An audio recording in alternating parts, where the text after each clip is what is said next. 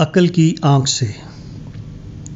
خطیب بغدادی نے اپنی کتاب تاریخ بغداد میں قاضی ابو یوسف کے تذکرے کے ذیل میں لکھا ہے، علی بن جعد کہتے ہیں کہ امام ابو یوسف نے مجھ کو بتایا، میرے باپ ابراہیم بن حبیب کا انتقال ہو گیا۔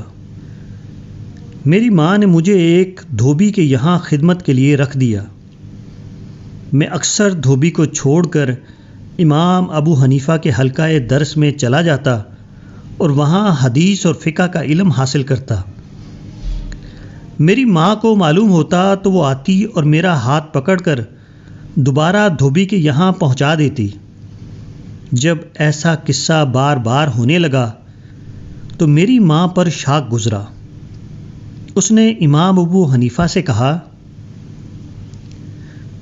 اس لڑکے کا بگاڑ صرف تم ہو، یہ ایک یتیم لڑکا ہے، اس کے پاس کچھ نہیں، میں چرخہ کاٹ کر اس کو کھلاتی ہوں اور چاہتی ہوں کہ وہ بھی کچھ کمانے لگے۔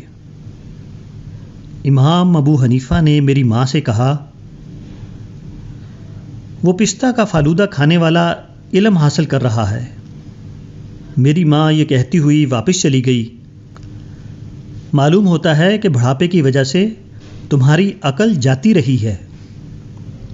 امام ابو یوسف کہتے ہیں کہ امام ابو حنیفہ نے میری مالی مدد کی اور میں ان کے حلقہ درس سے برابر علم حاصل کرتا رہا، یہاں تک کہ میں اس قابل ہو گیا کہ عباسی حکومت نے مجھ کو قاضی کے عہدے پر مقرر کیا۔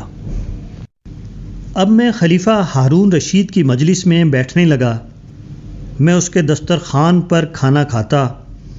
ایک روز دسترخوان پر ہارون رشید کے لیے فالودہ آیا۔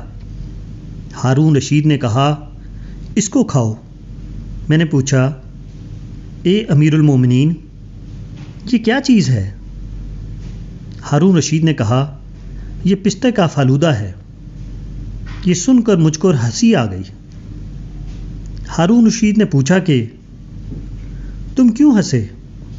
پھر میں نے مذکورہ قصہ شروع سے آخر تک بتایا۔ ہارون رشید یہ سن کر اچنبھے میں پڑ گیا۔ اس نے کہا، میری زندگی کی قسم، علم آدمی کو بلند کرتا ہے اور دین اور دنیا میں اس کو نفع دیتا ہے۔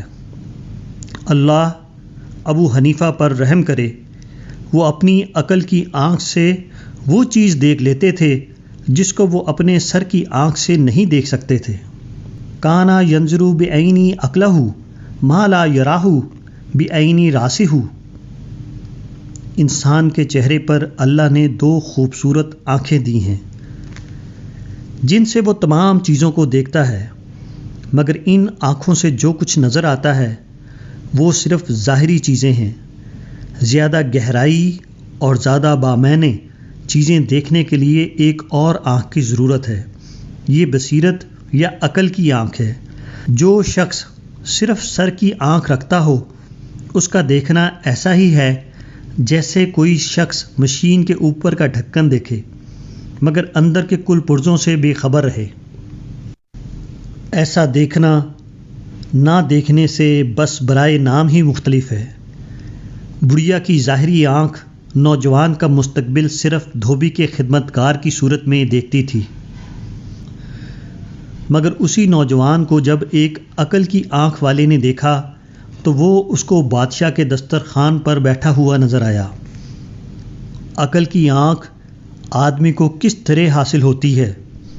اس کا ایک ہی جواب ہے، یہ صلاحیت آدمی کے اندر اس وقت پیدا ہوتی ہے جب کہ وہ سر کی آنکھ سے نظر آنے والی چیزوں سے اوپر اٹھ جائے۔ مانوی حقیقتیں ظاہری حقیقتوں سے پرے ہیں، اس لیے مانوی حقیقتوں کو وہی شخص پاتا ہے جو ظاہری حقیقتوں سے گزر جائے۔ سامنے کی چیزوں سے نظریں ہٹانے کے بعد ہی دور کی چیزیں دکھائی دیتی ہیں۔